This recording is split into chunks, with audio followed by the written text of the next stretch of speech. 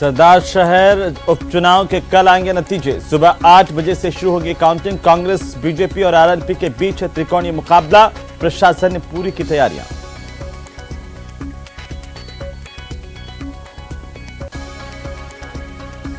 कोटा में राहुल गांधी ने की नुक्कड़ सभा। बीजेपी पर बोला हमला, कहा महंगाई और बेरोजगारी देश का सबसे बड़ा मुद्दा, संसद में विपक्ष को नहीं बोलने दिया जा रहा।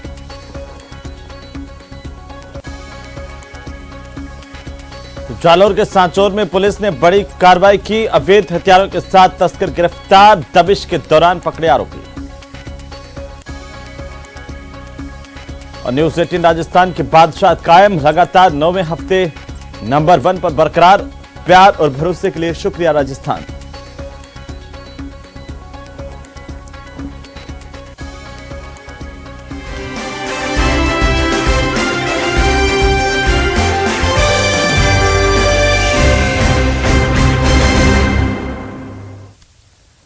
नमस्कार, प्रदेश के number 1 news channel news 18 Rajasthan पर आप सभी का स्वागत। मैं हूं आपके साथ हेमंत कुमार। देश दुनिया में आज क्या कुछ घटा यह भी हम आपको बताएंगे और साथ ही प्रदेश के घटनाओं पर भी नजर डालेंगे।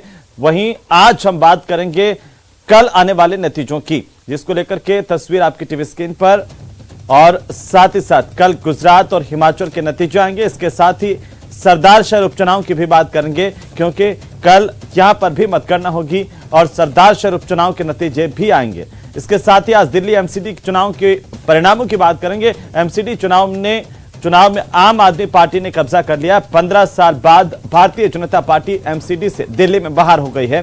3 आज की महत्वपूर्ण खबरों की तस्वीरें आपकी टीवी स्क्रीन पर है, विस्तार से जानकारी देंगे। लेकिन पहले एक नजर डाल लेते हैं आज की प्राइम 25 खबरों पर। संसद का शीतकालीन सत्र आज से शुरू हुआ, जिसमें कई सांसद भाग लेने के लिए पहुंचे। राज्यसभा के अध्यक्ष और उपराष्ट्रपति जगदीप धनखड़ ने राज्यसभा को संबोधित किया।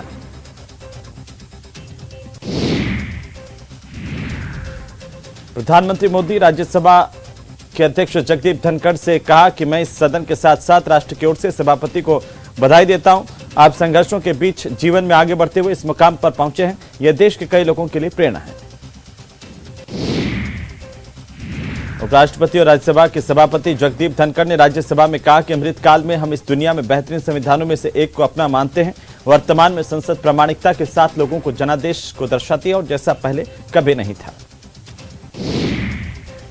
राज्यसभा में विपक्ष के नेता मल्लिकार्जुन खड़गे ने राज्यसभा के सभापति जगदीप धनखड़ से कहा कि मेरे बारे में कोई राय मत बनाना गालिब, मेरा वक्त भी बदलेगा, मेरी राय भी बदलेगी। वहीं शीतकालीन सत्र शुरू होने से पहले प्रधानमंत्री ने मीडिया को संबोधित किया। उन्होंने कहा कि मेरी सभी सांसदों से जब भी अनौपचारिक मुलाकात हुई है, वे कहते हैं कि सदन में शोर शराबे के बाद सदन स्थगित हो जाता है, जिससे हम सांसदों का बहुत नुकसान होता है। संसद में विदेश मंत्री डॉक्टर एस जयशंकर ने कहा कि भारत ने गणतंत्र दिवस समारोह में मिस्र के राष्ट्रपति अब्देल फत्ताह अल सीसी को मुख्य अतिथि के तौर पर आमंत्रित किया है और उन्होंने निमंत्रण स्वीकार किया है। दिल्ली एमसीडी चुनाव के नतीजे घोषित हो गए हैं, जिसमें आम आदमी पार्टी ने 134 सीटें, भारतीय जनता पार्टी को 104 सीटें मिली है, तो वहीं कांग्रेस ने 9 सीटों पर जीत दर्ज की और निर्दलीयों ने 3 सीटें जीती हैं। दिल्ली के मुख्यमंत्री अरविंद केजरीवाल, पंजाब के मुख्यमंत्री भगवंत मान, दिल्ली के उप मुख्यमंत्री मनीष सिसोदिया आम आदमी पार्टी के कार्यालय पहुंचे नतीजों के बाद और दिल्ली के लोगों को शानदार जीत की बधाई दी है। दिल्ली के लोगों के लिए राहत की खबर है। राजधानी में एक्यूआई में सुधार के बाद सीएक्यूएम ने दिल्ली एनसीआर से ग्रेड 3 की पाबंदियों को हटाने के निर्देश दिए हैं।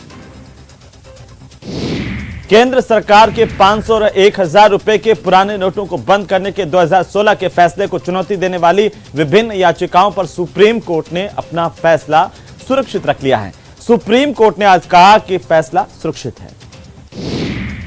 G20 प्रेसिडेंसी पर आरबीआई के गवर्नर शक्तिकांत दास ने कहा कि G20 की अध्यक्षता भारत के लिए अंतर्राष्ट्रीय क्षेत्र में बड़ी भूमिका निभाने का एक बड़ा अवसर है। उन्होंने कहा कि हम वित्त ट्रैक में चर्चा में भाग लेंगे। तो शोपियां के वाथो इलाके में सुरक्षा बलों और आतंकियों के बीच में आज जम्मू कश्मीर में मुठभेड़ हुई है। मामले में अधिक जानकारी की अभी प्रतीक्षा है। उत्तर प्रदेश के मुख्यमंत्री योगी आदित्यनाथ प्रबुद्ध जन सम्मेलन और 1459 करोड़ रुपए की 188 विकास परियोजनाओं के लोकार्पण और शिलान्यास कार्यक्रम में पहुंचे। यहां पर योगी आदित्यनाथ ने कहा कि सरकार प्रदेश के सर्वांगीण विकास के लिए काम कर रही है। राजस्थान में कांग्रेस सांसद राहुल गांधी ने पार्टी की भारत जोड़ो यात्रा आज फिर से कोटा में शुरू की। राजस्थान के मुख्यमंत्री अशोक गहलोत, कांग्रेस नेता सचिन पायलट भी यात्रा में शामिल हुए। तो प्रभारी बनने के बाद पहली दफा राजस्थान पहुंचे राजस्थान कांग्रेस के प्रभारी सुखजिंदर सिंह रंधावा भी इस यात्रा का हिस्सा बने। कांग्रेस सांसद राहुल गांधी ने कहा कि अंतर्राष्ट्रीय बाजार पर कच्चे तेल के दाम चाहे ऊपर जाएं या फिर नीचे आएं, लेकिन पेट्रोल और डीजल के दाम ऊपर ही जाते हैं। यूपीए के समय पेट्रोल के दाम 60 रुपए थे और आज 107 रुपए हैं। चूरू जिला मुख्यालय के पॉलिटेक्निक कॉलेज में सरदारशहर उपचुनाव के नतीजों को लेकर के मतगणना की तैयारियां पूरी हो गई हैं। सुबह 8 बजे से मतगणना की प्रक्रिया कॉलेज में शुरू होगी और कांग्रेस, बीजेपी, आरएलपी के बीच में यहां पर इस बार त्रिकोणीय मुकाबला देखने को मिल रहा है। आम आदमी पार्टी ने दिल्ली नगर निगम चुनाव में जीत का परचम लहरा दिया है। आम आदमी पार्टी के कार्यकर्ता इस जीत के बाद खुशियां मना रहे हैं। आपकी इस जीत से उनके कार्यकर्ता जश्न के माहौल में डूबे हुए हैं। अजय माकन के उत्तराधिकारी के तौर पर सुखजिंदर सिंह रंधावा ने राजस्थान के नए प्रभारी की जिम्मेदारी संभाल ली है। जिम्मेदारी संभालने के बाद रंधावा भारत जोड़ो यात्रा में शामिल भी हुए। भारतीय जनता पार्टी की जन आक्रोश यात्रा राजस्थान में जारी है। वहीं प्रदेश अध्यक्ष सतीश पूनिया बुधवार को बस्सी पहुंचे। चौपाल पर लोगों से उन्होंने मुलाकात की, चाय पर चर्चा की। सतीश पूनिया ने लोगों से उनकी समस्याओं को लेकर के बात की। आरएलपी सांसद और पार्टी के संयोजक हनुमान बेनीवाल जोधपुर पहुंचे, जहां एयरपोर्ट से बाहर आते ही राष्ट्रीय लोकतांत्रिक पार्टी के समर्थकों कार्यकर्ताओं की ओर से हनुमान बेनीवाल का गर्मजोशी के साथ जोरदार स्वागत किया गया। हनुमान बेनीवाल के स्वागत में बड़ी संख्या में उनके समर्थक और कार्यकर्ता एयरपोर्ट पहुंचे थे। उदयपुर की आबादी क्षेत्र के पंचोटी इलाके में खंडहर पड़े भवन में पैंथर का मूवमेंट देखा गया है। ये मूवमेंट कैमरे में कैद हुआ है। इस खंडहर के पास में से होकर के होटल से होकर पैंथर केलवा हाउस में जाता हुआ दिखाई दिया। सीसीटीवी कैमरे में पैंथर का मूवमेंट कैद हुआ है। देश को G20 की अध्यक्षता मिलने के बाद उदयपुर में हो रहे शेरपा सम्मेलन के डेलीगेट्स विश्व हेरिटेज में शुमार राजसमंद जिले के कुंभलगढ़ दुर्ग का भ्रमण करने के लिए पहुंचे थे। यहां पर राजस्थानी परंपरा के मुताबिक विदेशी शेरपाओं का जोरदार स्वागत किया गया। ग्रामीण विकास मंत्री रमेश मीणा ने कहा है कि योजनाओं को लेकर केंद्र सरकार की ओर से सहयोग नहीं मिल पा रहा है। हाल ही के दिनों में इसे लेकर केंद्र को भी पत्र लिखा गया है। उन्होंने कहा कि मनरेगा जैसी योजनाओं में सामग्री मद का भुगतान केंद्र से लंबे समय से बकाया चल रहा है। भारतीय जनता पार्टी की जन आक्रोश रैली निकाली गई। चौथे दिन इसके अजमेर उत्तर विधानसभा क्षेत्र में विधायक वासुदेव देवनानी की ओर से जन आक्रोश यात्रा के साथ विभिन्न इलाकों में भ्रमण किया गया और लोगों से मुलाकात की गई। सरकार की विफलताओं को लेकर लोगों को पैम्पलेट भी वितरित किए गए, जिसमें सरकार की कमियों को उजागर करते हुए लोगों से बातचीत की। अब आते हैं खेल की बात पर, जहां दूसरे वनडे में बांग्लादेश ने भारतीय टीम को 5 रनों से हरा दिया। इसी के साथ ही बांग्लादेश ने श्रृंखला अपने नाम कर ली है।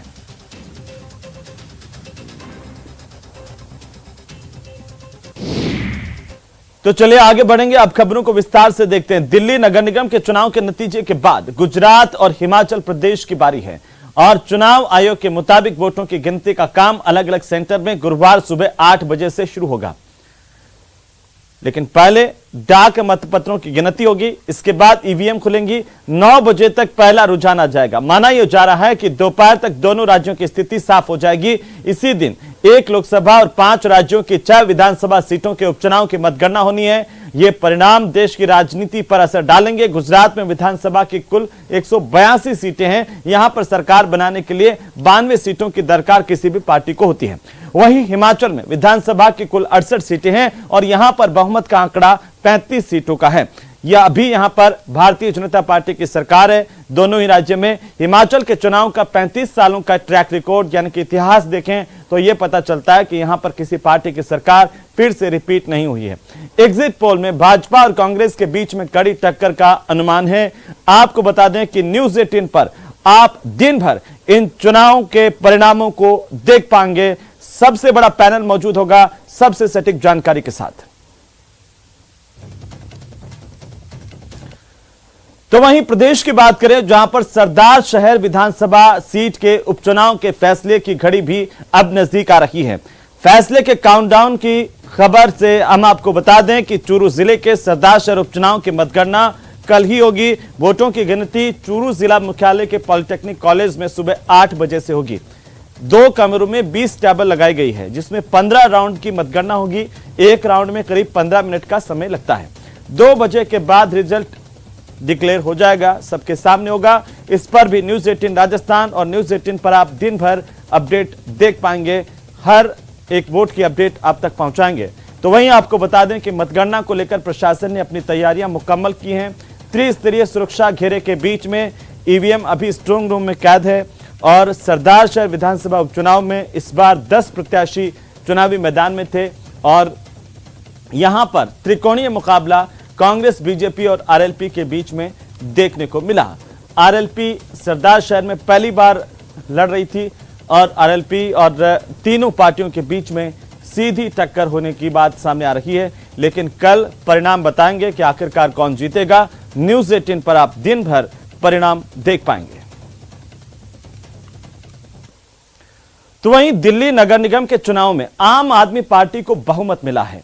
पिछले 15 सालों से दिल्ली नगर निगम पर बीजेपी का शासन था। आम आदमी पार्टी ने 134 सीटों पर जीत दर्ज की है। दूसरे नंबर पर भारतीय जनता पार्टी जिसने 104 सीटें जीती है। तो वहीं कांग्रेस की बात करें तो केवल 9 सीटों पर ही कांग्रेस पार्टी सिमट करके रह गई है। कांग्रेस के कई प्रत्याशियों की जमानत जब्त हुई है। 3 सीटों पर निर्दलीय उम्मीदवारों ने जीत हासिल की है। अबुल फजल से कांग्रेस उम्मीदवार अरीबा खान ने जीत हासिल की। उनके पिता आसिफ खान चुनाव के दौरान पुलिसकर्मियों से बदसलूकी के आरोप में जेल में बंद हैं। कांग्रेस ने जाकिर नगर सीट भी अपने कब्जे में ली है। दिल्ली सरकार के मंत्री सत्येंद्र जैन के विधानसभा क्षेत्र शकूर बस्ती में बीजेपी ने तीनों सीटें सरस्वती विहार, पश्चिम विहार और रानीबाग जीत ली हैं। ये चुनावी परिणाम घोषित होने के बाद ही एमसीडी के परिणामों से उत्साहित आम आदमी पार्टी के कार्यकर्ताओं ने जोरदार जश्न मनाया है। साथ ही साथ कार्यकर्ताओं ने एक दूसरे को मिठाई खिला करके, लड्डू खिला करके जश्न मनाया। भारतीय जनता पार्टी और कांग्रेस के खेमे में उदासी नजर आई। 15 साल से एमसीडी में राज कर रही बीजेपी अब इस चुनाव से बाहर हो गई, दूसरे नंबर पर रही। बहुत बड़ी बात है कि जो भारतीय जनता पार्टी अपने आप को दुनिया की सबसे बड़ी पार्टी कहती है, 15 साल से भारतीय जनता पार्टी एमसीडी की सत्ता में थी, उसको बाहर करके दिल्ली के लोगों ने केजरीवाल जी को मौका दिया है। ये सिर्फ जीत नहीं है, ये सिर्फ जीत नहीं है बल्कि एक बहुत बड़ी जिम्मेदारी है। दिल्ली को साफ करने की जिम्मेदारी, दिल्ली को चमकाने की जिम्मेदारी, दिल्ली के एक एक गली को शानदार करने की जिम्मेदारी। हमारा 40% वोट शेयर है। ठीक है, सीट का अंतर थोड़ा है और आम आदमी पार्टी का लगभग 42% का वोट शेयर है। 2% का वोट शेयर है, पर हमारा निगम के बाद का इस बार का वोट शेयर बड़ा है। और इस चुनाव में सबसे बड़ा मैसेज क्लियर किया है जनता ने कि वो भ्रष्टाचार नहीं सहन करेगी। तो मनीष सिसोदिया की उन्होंने 4 में से 3 सीटें हटा दी, सत्येंद्र जैन की 3 सीटें हटा दी, गहलोत अपने एरिया हार गए और अमानतुल्लाह खान जैसे अपने एरिया हार गए। तो जनता के उस मैंडेट को अभिनंदन। चलिए आगे बढ़ेंगे और अब बात करेंगे बढ़ती महंगाई की, क्योंकि बढ़ती महंगाई से चिंतित आरबीआई ने एक बड़ा कदम उठाया है। आरबीआई ने अपनी रेपो रेट में 0.35% का इजाफा कर दिया है। इससे रेपो रेट अब 5.90% से बढ़कर के 6.25% हो गई। यानी कि होम लोन से लेकर के ऑटो और पर्सनल लोन तक सब कुछ अब महंगा हो जाएगा। बढ़ती महंगाई से चिंतित आरबीआई ने रेपो रेट में 0.35% का इजाफा किया है। इससे रेपो रेट 5.90% से बढ़कर 6.25% हो गई है। यानी होम लोन से लेकर ऑटो और पर्सनल लोन सब कुछ महंगा हो जाएगा। इससे ज्यादा ईएमआई चुकानी होगी। ब्याज दरों पर फैसले के लिए 5 दिसंबर से मॉनिटरिंग पॉलिसी कमेटी की मीटिंग चल रही थी। आरबीआई गवर्नर शक्तिकांत दास ने प्रेस कॉन्फ्रेंस में ब्याज दरों से जुड़ी घोषणा की। इससे पहले सितंबर में हुई मीटिंग में ब्याज दरों को 5.40% से बढ़ाकर 5.90% किया गया था। मॉनेटरी पॉलिसी की मीटिंग हर 2 महीने में होती है। इस वित्त वर्ष की पहली मीटिंग अप्रैल में हुई थी। तब आरबीआई ने रेपो रेट को 4% पर स्थिर रखा था, लेकिन आरबीआई ने 2 और 3 मई को इमरजेंसी मीटिंग बुलाकर रेपो रेट को 0.40% बढ़ाकर 4.40% कर दिया था। 22 मई 2020 के बाद रेपो रेट में बदलाव हुआ था। इसके बाद 6 से 8 जून को हुई मीटिंग में रेपो रेट में 0.50% का इजाफा किया गया था। तो चलिए फिलहाल वक्त तो चला एक छोटे से ब्रेक का, जल्द लौटेंगे, आप बने रहिए हमारे साथ।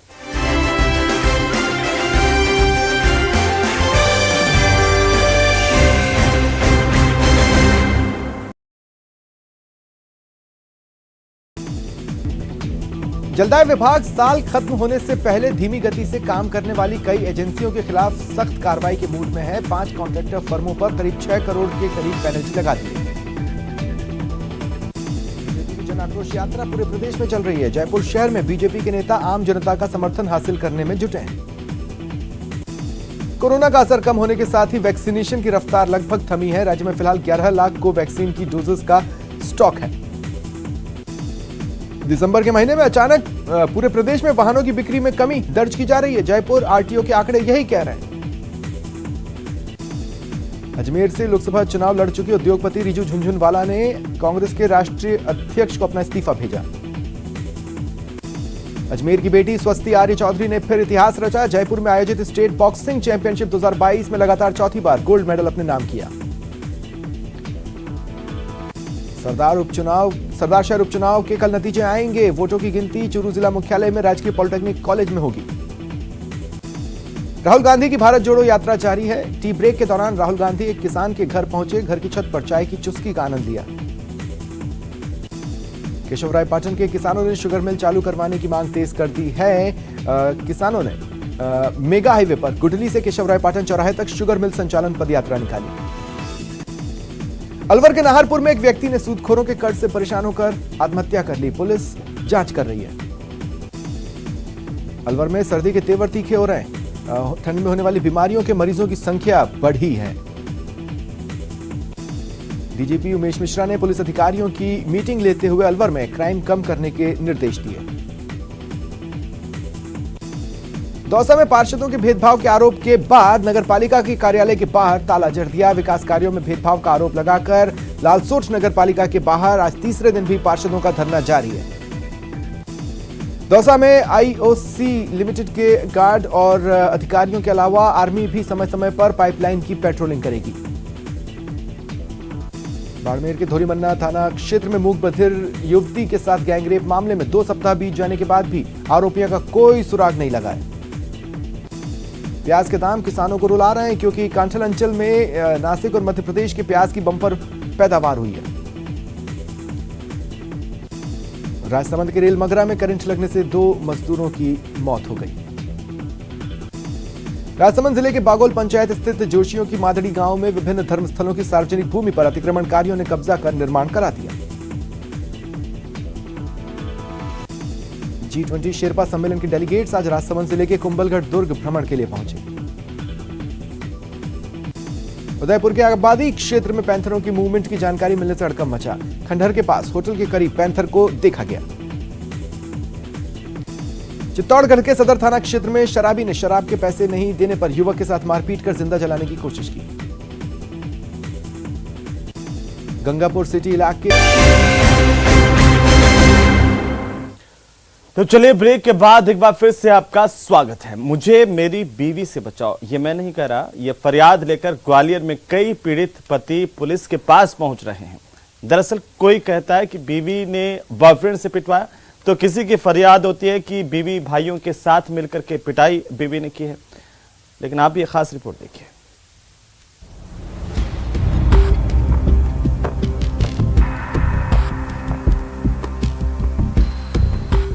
ग्वालियर में पत्नी से पीड़ित पतियों की तादाद बढ़ रही है।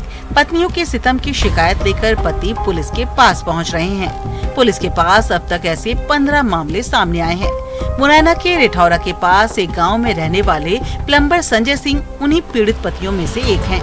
इनकी शादी 2.5 साल पहले ग्वालियर के महलगांव इलाके में रहने वाली पूजा से हुई थी। पत्नी से पीड़ित संजय का कहना है कि शादी के थोड़े दिन बाद से पूजा और उसमें विवाद होने लगा। पूजा उसके माता पिता का सम्मान नहीं करती थी। ऐसे में एक दिन पूजा ने उसके माता पिता को भला बुरा कहा तो संजय ने उसे थप्पड़ मार दिया, जिसके बाद उसके मायके में संजय पर ससुराल वालों ने हमला किया। संजय का कहना है कि उसकी आंखों में मिर्च डाल दी गई और सास ससुर साले सहित पत्नी पूजा ने भी पिटाई की, जिसके बाद संजय एसपी ऑफिस पहुंचकर इंसाफ की गुहार लगा रहे हैं। मैंने खाना बनाने के लिए बोला था तो उसने छूटते ही गाली गलौज की खाने को लेकर के, तो मेरे माँ बाप से भला बुरा कहा तो मैंने उसमें 1-2 चांटे मार दिए। तो उसने मेरे को मारने की धमकी दी कि महलगांव चल मेरे घर तो मैं तेरी खाल खिंचवाऊंगी। तो मैं दूसरे दिन घर पे ही मरने के लिए भाग रही थी, कहीं गैस चूल्हा देख रही थी, कहीं लाइट को पकड़ने के लिए भाग रही थी। तो ऐसे तैसे बचा के मैं उसके घर करने गया तो घर वालों ने घर में घुसते ही मेरी आंख में मिर्च झोंक दी मेरे साले ने, अरुण जाटव ने, और उसके बाप ने मेरे को ईंट दी। ईंट से मैं बच गया। उसके बाद में उसने रॉड उठा ली, जो सरिया सीधा करने वाली जो डाई होती है वो, तो उसने पैर में मारी और पीठ में मारी और मूड में भी दे दी। तो मुझे 2-3 टाँके की जिससे खून बहने लगा। और पत्नी ने पीछे से ईंट दे के नहीं, कंटिन्यूस ईंट देती रही और घर में बंद करके और मुझे मार पीट के और बोल रही थी इसको तल घर में ले चलो, इसको जान से खत्म कर दो। ट्रैवल एजेंसी के संचालक सत्येंद्र सिंह भी पत्नी से पीड़ित हैं। सत्येंद्र का आरोप है कि उसकी पत्नी और उसके दोस्तों ने उसे जमकर पीटा। अपने 2 बेटों के साथ सत्येंद्र बड़ा गांव खरैरी में रहता है, जबकि पत्नी काशीपुरा में रहती है। बताया जा रहा है कि सत्येंद्र को अपनी अनुपस्थिति में पत्नी का दोस्तों से मिलना जुलना पसंद नहीं और इसे लेकर विवाद होता है। सत्येंद्र ने भी एसएसपी से पत्नी के खिलाफ शिकायत की है। मेरे साथ भी पत्नी और उसके बॉयफ्रेंड वगैरह दोस्तों ने मारपीट की है और पहले भी मेरे साथ मतलब गाली गलौज की थी। मैंने उसका विरोध किया तो उन्होंने 23 तारीख को मुझे रात में 10 बजे घर के बाहर ही मतलब खूब मारा है, मुंह में पकड़ के, और गाड़ी का भी तोड़ दिया है। और विरोध करता हूं तो ऐसे गलत अभी भी मेरे को मतलब वो दी जा रही है धमकी, जान से मारने की धमकी दी जा रही है। जहाँ भी मिलेगा तू तो तेरे को अकेली तो मार ही देंगे तेरे को जान से। ग्वालियर में रहने वाले स्वास्थ्य विभाग के कर्मचारी सुखदीप ने पुलिस से गुहार लगाई है कि उसकी पत्नी 7 साल पहले बच्चों को लेकर घर छोड़कर चली गई है और अब यूपी में अपने बॉयफ्रेंड के साथ रह रही है। इतना ही नहीं, सुखदीप का आरोप है कि पत्नी ने 2 साल में 3 बार उसका अपहरण किया और पीएफ के पैसे निकालने के बाद छोड़ा। सुखदीप का आरोप है कि पत्नी और उसका बॉयफ्रेंड उसकी हत्या करना चाहते हैं। सर मेरी शादी सर 1994 में जिला जालौन में हुई थी सर। जब से ससुराल वाले जब से मेरी पत्नी और उनके घर वाले मुझे परेशान कर रहे हैं सर। पत्नी का पहले आना जाना आवागमन था, 2-4 महीने मेरे साथ रहती थी, बाकी सब वहीं रहती थी सर जालौन। उसके बाद इन्होंने सर 98 से ज़्यादा ही प्रताड़ना मेरे पे चालू कर दी। मेरे पास झूठे केस लगवाए सर इन्होंने दहेज प्रथा के सर, और मुझसे पैसे ले गए, ये लोग राजीनामा कर लेते थे सर। ऐसे सर मैं बहुत परेशान करा जा रहा है। 2015 से फिर ये सर 20-5-2015 से ये मैं बच्चों से सब झांसी चली गई अपने प्रेमी के साथ और वहीं सर ये बसर करती है। मेरे से कहती है मैं 7 जन्म ना उसको छोड़ूंगी, ना झांसी छोड़ूंगी, ना उसको छोड़ूंगी। पति पत्नी के झगड़े पुलिस के पास पहुंच रहे हैं।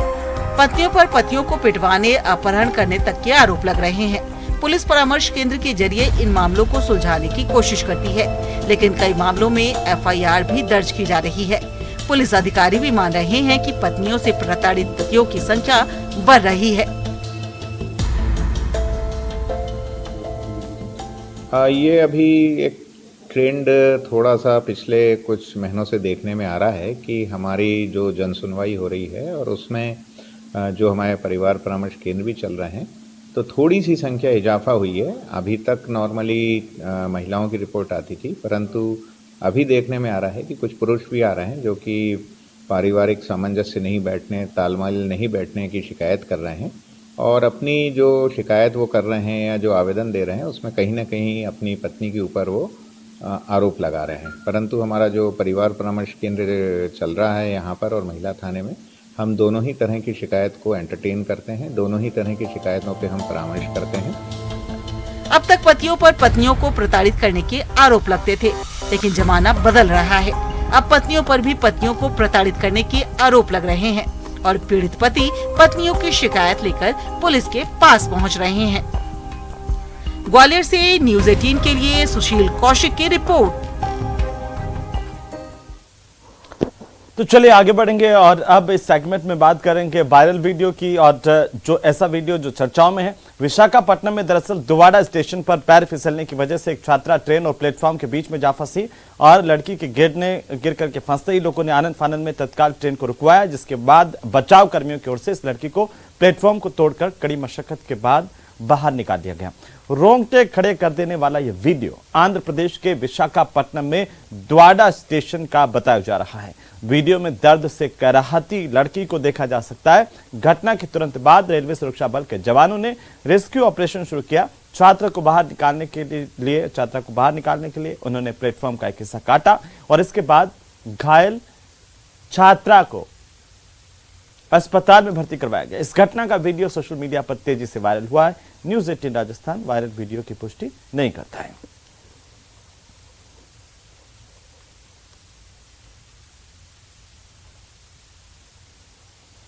तो चलिए इसी के साथ ही आज के लिए न्यूज़ में फिलहाल इतना ही। नमस्कार।